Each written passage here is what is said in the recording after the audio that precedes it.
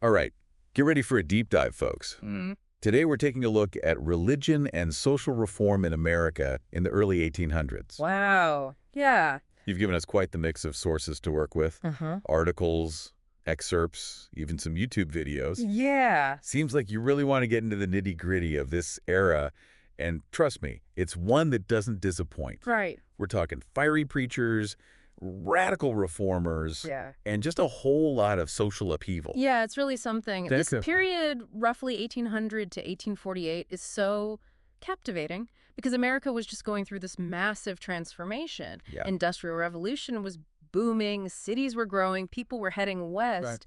Just this incredible sense of possibility, but at the same time, Right. people were kind of anxious about what all this change meant, for the nation's soul. Yeah, it's almost like the country was having these growing pains, but on a national scale. Exactly. This tension between, like, embracing progress and holding on to traditional values. It's Yeah. been so intense. Absolutely. And that's where the Second Great Awakening comes into play. Okay. It wasn't just a random revival. Right. It was a reaction to all this tension, a way for people to deal with these huge changes in society and try to find meaning in it all. Okay, so let's unpack this Second Great Awakening a bit. Sure. From the sources, it seems like it was completely different from the more rational Enlightenment era religion that came before it. You got it. Like a total shift. Totally. So the Enlightenment was all about logic and reason, Right. but then you have this new cultural wave coming in Romanticism, Exactly. which is all about emotions, intuition, and the potential for humans to become morally perfect. Yes. And that shift impacted everything,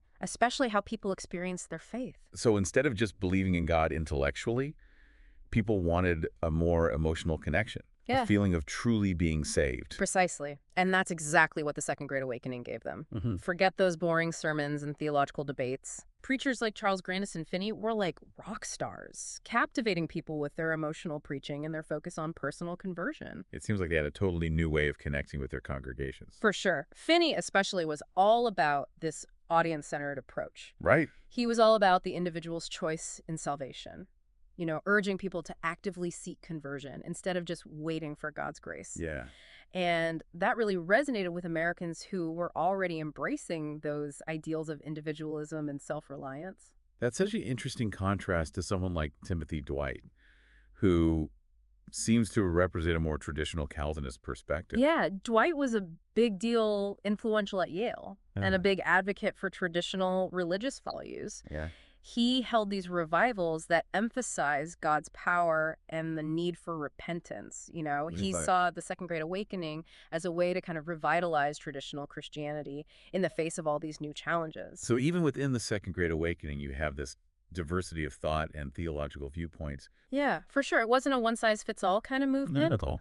And that's what makes it so fascinating. Right. You have these contrasting figures like Finney and Dwight, both contributing to this huge wave of religious enthusiasm. And we can't forget about those epic camp meetings. Oh, yeah. They were part revival, part spectacle, part social gathering, all rolled into one. Huge outdoor gatherings sometimes with thousands of people. Wow. Imagine multiple preachers going at the same time, people singing, shouting. Oh, wow. Just overwhelmed with emotion. Yeah. A truly intense experience. And it wasn't just for the elite either. Nope.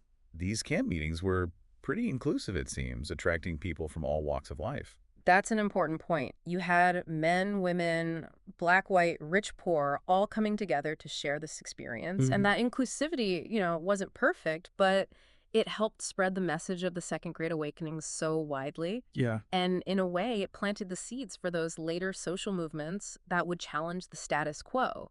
It's interesting to see how this era challenged the traditional religious order, too. Yeah. The sources you've given us show how some people weren't satisfied with the established churches and started forming new denominations.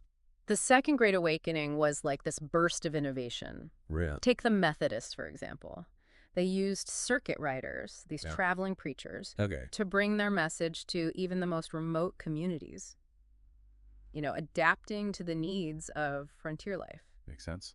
Their entrepreneurial spirit and focus on personal piety helped them gain a huge following, especially in rural areas. And then there's Joseph Smith and the Mormons, a story that honestly feels like something out of a movie. I know, right? Visions, golden plates, a whole new book of scripture. It's Yeah. incredible. Joseph Smith's story and the birth of Mormonism is really a fascinating chapter in this era. Totally. He claimed to have these revelations from God, which led him to unearth these golden plates and then translate them into the Book of Mormon. Wow. And whether or not you believe his claims, the impact of Mormonism is undeniable. Of course. And it's almost impossible to talk about early Mormonism without mentioning polygamy. Right. I mean, that must have just added fuel to the fire. Polygamy was a huge controversy. Yeah. It led to intense persecution and eventually forced the Mormons to move west seeking refuge in Utah. Right. But their story really shows how the Second Great Awakening fostered this atmosphere of religious experimentation and innovation. Right. People were searching for new ways to connect with the divine and create communities that aligned with their beliefs, even if those beliefs went against social norms. So you have this wave of religious energy sweeping the nation, Yeah. inspiring new denominations and pushing the boundaries of traditional faith. But it seems the impact of the Second Great Awakening went beyond personal beliefs as well. Right. You It are. looks like this religious zeal kind of spilled over into this strong urge to reform society Yeah. to fix what many saw as moral decay brought on by all this rapid change. And that's where we see this benevolent empire emerge. Right. It was a network of reform societies led by middle-class evangelicals, especially women, Wow. who saw it as their Christian duty to fix society's problems. It's like this era was a breeding ground for activism, with religious conviction being the fuel. Perfect way to put it. These reformers were so ambitious, fueled by their faith, tackling issues like prison reform care for the mentally ill education, poverty, and of course, slavery. So let's talk more about this benevolent empire. Okay. What exactly drove these reformers? Was it purely religious, or were there other factors at play?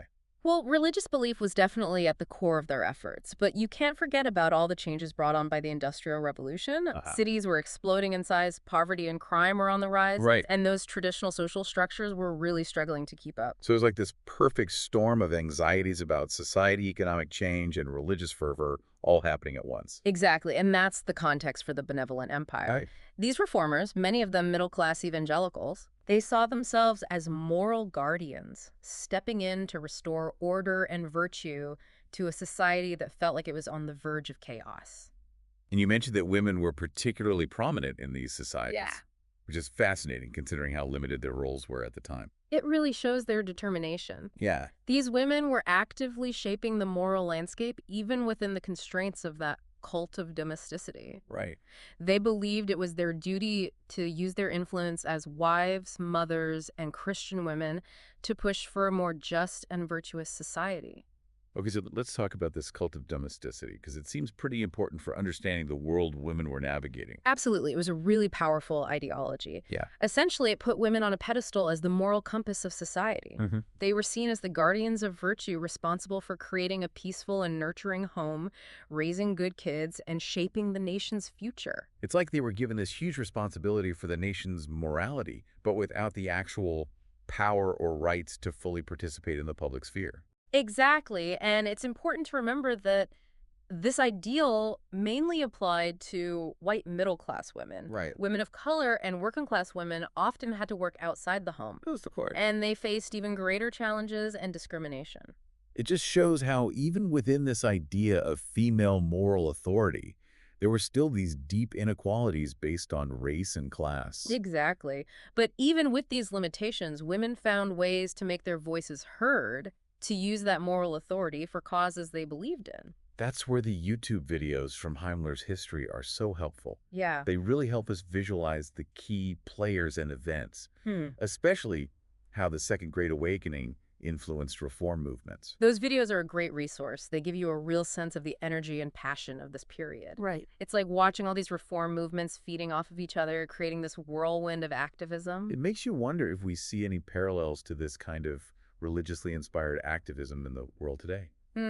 That's a good question. Maybe a question for another deep dive. Right. But for now, let's focus on one of the most successful reform movements of this era, the Temperance Crusade. Ah, yes, the fight against demon alcohol. From the stats you've shared, it seems like Americans back then were drinking a lot. A lot. Seriously, 5 gallons of hard liquor per person per year. It's crazy, right? I can't even imagine what social events must have been like. Yeah, I know what you mean. So what was behind this intense drinking culture? Well, for one thing, alcohol was cheap, easy to get, and often safer to drink than water, especially in cities. Okay. It was just part of everyday life. But the temperance movement saw alcohol as the root of all evil. Oh, wow. They blamed it for poverty, crime, domestic abuse, and a decline in morality. Right. They were determined to get rid of it from American society. That's a pretty ambitious goal. For sure. So tell me more about how they tried to achieve that. In the early stages, they focused on moral persuasion, trying to convince people to stop drinking through sermons, pamphlets, and pledges. Mm-hmm. They emphasized the personal and societal benefits of being sober, appealing to people's sense of morality and civic duty.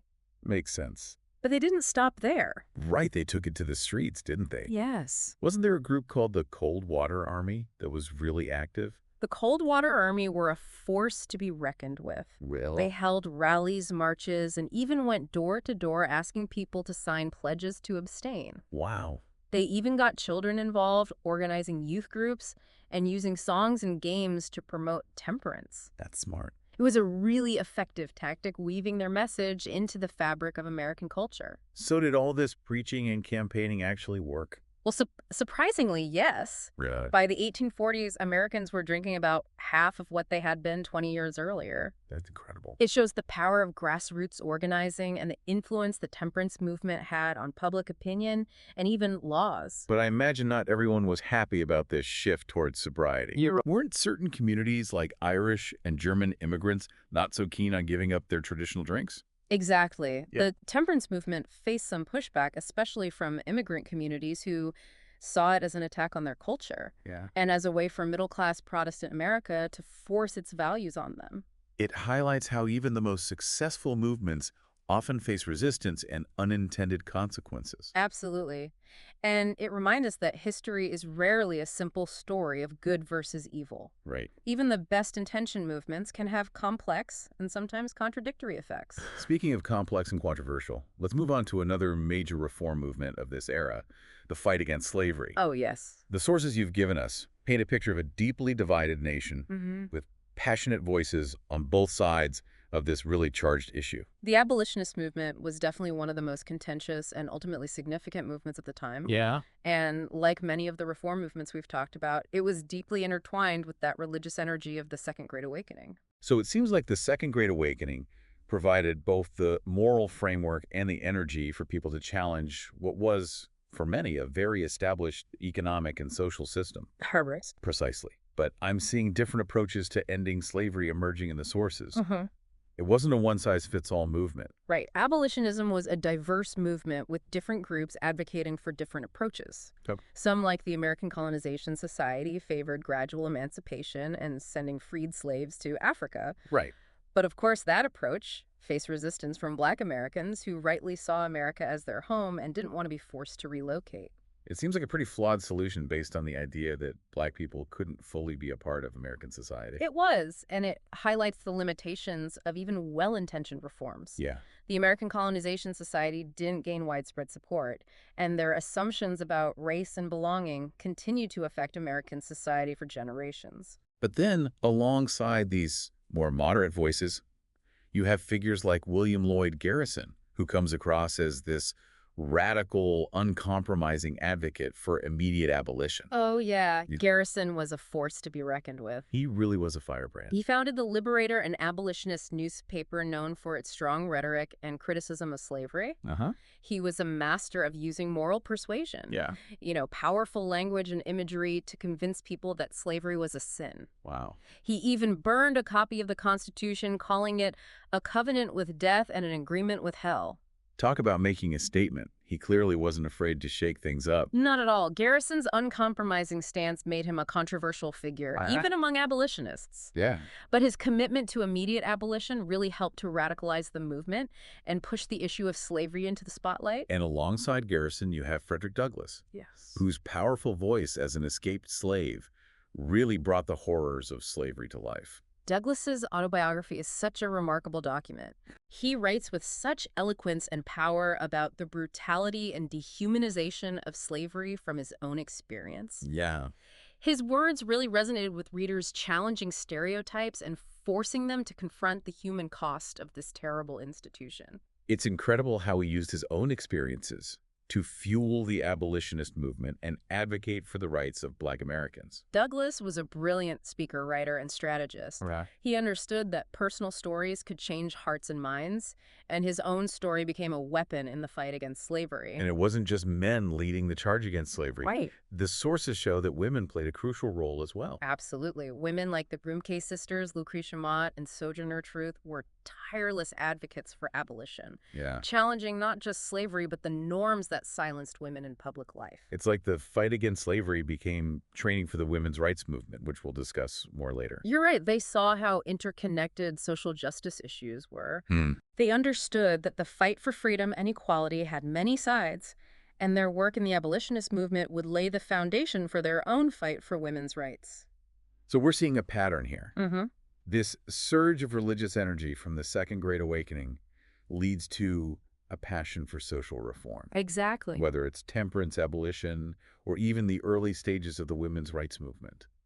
The Second Great Awakening wasn't just about saving yourself. Right. It was about transforming society, making a nation that lived up to its ideals of liberty and justice for all.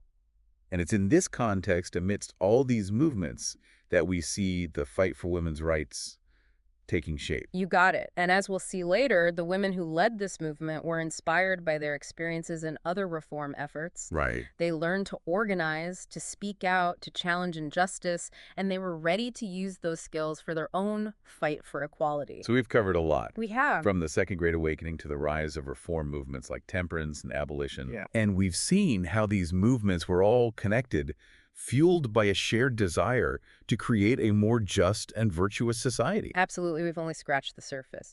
But before we look at how women specifically navigated this era and how their fight for equality emerged, let's pause and think about the bigger picture. Okay. What do you think are the most important outcomes of these movements, and how did they shape American society? That's a great question, and one that deserves some thought. So let's dive even deeper into this world of antebellum America. Let's do it. We were talking about all that energy and activism in the early 1800s.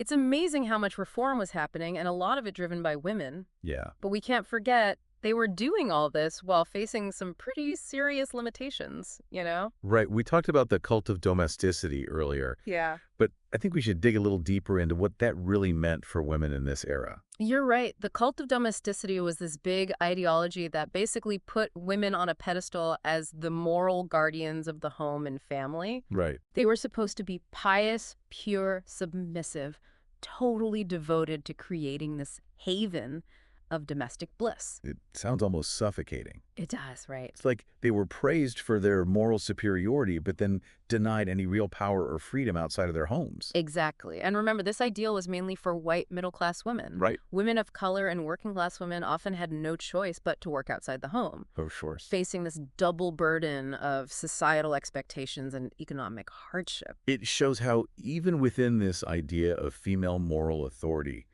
there were still those deep inequalities based on race and class. Absolutely. But even with those limitations, women found ways to use their moral authority to fight for causes they believed in. They organized societies, raised money, wrote pamphlets, and even gave speeches. Wow. All things considered pretty radical and even dangerous for women back then. It's amazing how they navigated this tricky social landscape, using the very ideology that was supposed to limit them to actually gain influence. It was a clever strategy, but risky too. Yeah. By framing their activism in terms of moral duty and Christian piety, they could challenge norms without completely overturning the system. And you mentioned public speaking being especially controversial for women. Oh, yeah. The sources mentioned the Grimke sisters, Right. who faced huge backlash for daring to speak out against slavery in front of mixed audiences. The Grimke sisters were pioneers. They truly were. Yeah. They were outspoken abolitionists who believed their moral obligation to speak out against slavery was more important than any social rule that tried to silence them. They faced so much criticism, even from other abolitionists, Wow. for daring to speak publicly to audiences that included men. That's intense. But their courage and conviction paved the way for other women to find their voices in the public sphere. Their story shows how progress often requires challenging deeply ingrained norms and confronting those who want to keep things the same. It does. Makes you wonder what the public reaction was to women taking on these more prominent roles. Uh-huh. Was everyone against it? It was mixed, for sure. Some people embraced the idea of women's moral leadership, seeing it as a natural part of their role at home. Right. Others saw it as a threat to society, worried that women's involvement in public life would disrupt the natural order between men and women. It sounds like women were walking this tightrope, Yeah. trying to find their place in public life without completely alienating those who held on to traditional views. It was a delicate balancing act, for sure. And it wasn't just opposition from outside the movement that they had to deal with. No. There were also debates and disagreements within the women's rights movement itself That's right. about the best way to achieve their goals. Some wanted a more gradual approach, agree. focusing on specific rights like owning property or access to education. Right. Others, like Elizabeth Cady Stanton, pushed for bigger changes like the right to vote. Which brings us to the Seneca Falls Convention in 1848. Yes. Which you've highlighted as a turning point in the women's rights movement. The Seneca Falls Convention was a crucial moment. Yep. Organized by Elizabeth Cady Stanton and Lucretia Mott, it was the first women's rights convention in the U.S. Wow. This gathering of remarkable women came together to talk about their challenges and figure out how to secure their rights. What were some of their main demands? Their demands were pretty radical for the time. Really? They wrote a Declaration of Sentiments, modeled after the Declaration of Independence, which boldly stated that all men and women are created equal. That's a powerful statement. Yeah. What were some of the specific rights they wanted? They wanted equal property rights, access to education and jobs, and the most controversial one at the time, the right to vote. Imagine demanding the right to vote when women were still seen as the property of their husbands. It was a bold move. It's amazing how groundbreaking their ideas were. They were basically challenging the very foundation of American society, demanding a complete rethinking of women's role. They were visionaries setting the stage for a movement that would last for generations. Yeah. And ultimately change the social and political landscape of the nation. But those demands probably weren't welcomed with open arms. No, not really. The Seneca Falls Convention must have caused a lot of controversy. Absolutely. It sparked a national debate about women's rights, with both strong opposition and support. Wow. Newspapers all over the country printed articles, editorials, even cartoons either mocking or praising the organizers and their radical ideas. So while the Seneca Falls Convention may not have led to immediate legal changes, it was successful in raising awareness and putting the issue of women's rights on everyone's radar. Exactly. It was a watershed moment, the start of an organized movement that would keep growing throughout the 19th and 20th centuries, eventually leading to the passage of the 19th Amendment in 1920, which finally gave women the right to vote.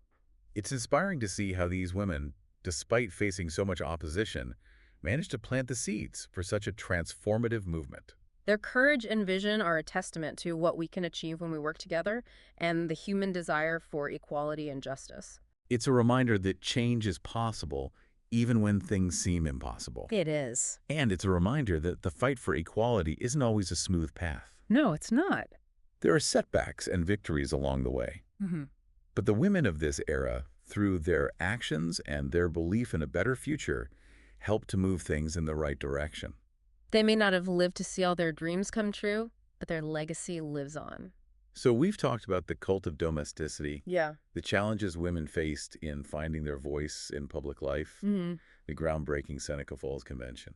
It's amazing to see how all these things are connected, creating this complex and fascinating picture of social and political change. And we can't forget that these reform movements weren't isolated events. They were part of a larger shift in thinking, a reimagining of what it meant to be an American and what kind of society America should be. It's like this era was a melting pot of ideas and social change, with all these movements popping up and influencing each other. That's a great way to put it. And it reminds us that America's story is a story of constant evolution, of pushing boundaries, of questioning norms, and of striving to live up to those ideals of freedom and equality. You got it. And speaking of pushing boundaries and questioning norms, it's clear from the sources you've provided that the fight for women's rights was just one piece of a much bigger picture. Definitely. We talked about temperance and abolition, but were there other social justice causes brewing during this time? Oh, absolutely. The Antebellum era was a hotbed of activism, a time when people questioned everything from the role of government to the very nature of society. I know, right? It was a time of utopian communities, of experiments in social living, and of passionate advocates for all sorts of causes, Like what? from prison reform to education reform to the rights of workers. It was like this giant laboratory of social experimentation with people trying to find new and better ways of living together. Exactly, and trying to create a more just and fair society. That's a great way to think about it. And it's important to remember that not all of these experiments worked. Some were short-lived, others were full of contradictions, and some just didn't get enough support. But even the ones that failed offer valuable lessons, don't they? They do. They show us how complex social change is, how hard it is to put ideals into practice, and how important it is to learn from our mistakes. Exactly.